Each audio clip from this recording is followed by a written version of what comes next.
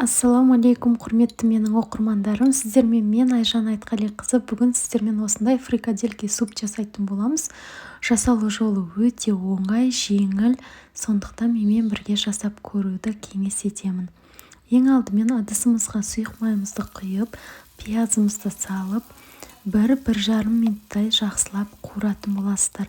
Пияздан кейін сәбізімізді салып қуырамыз, 1-1,5 минуттай қуырасыздар. Сәбізді мен осылай үпкіштен өткізіп алдым. Өздеріңіздің қалауларыңызша турасаңыздар болады. Одан кейін картошкамызды салып, тағы да 1-1,5 минуттай қуырамыз. Енді дәмдеуіштерімізді салатын боламыз. Дәмдеуіштерге менде тұз, қара бұрыш салдым және томат пастасы. Менде томат пастасы қолдан жасалған, ішінде үлкен қара жүрген ол қара бұрыштар, Сондықтан өздеріңіздің үйіңізде кәдімгі томат пастасы болса, соны қоса беріңіздер.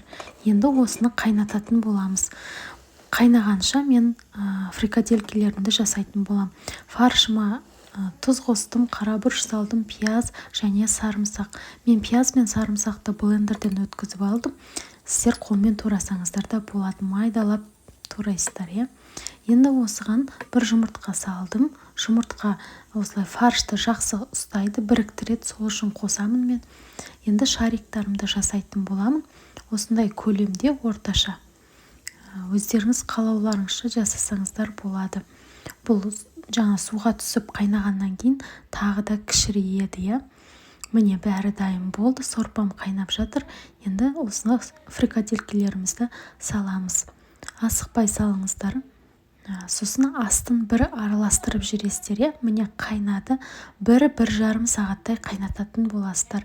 Одан кейін бетіне ас көктеріңізді салсаңыздар, осылай әдемі көрінеді. Міне, астарыңыз дәмді болсын, ас болсын, қараңыздар, керемет болып шықты. Сіздермен бірге болған Айжан Айтқалиқызы. Менің арнамнан алыстамаңыздар.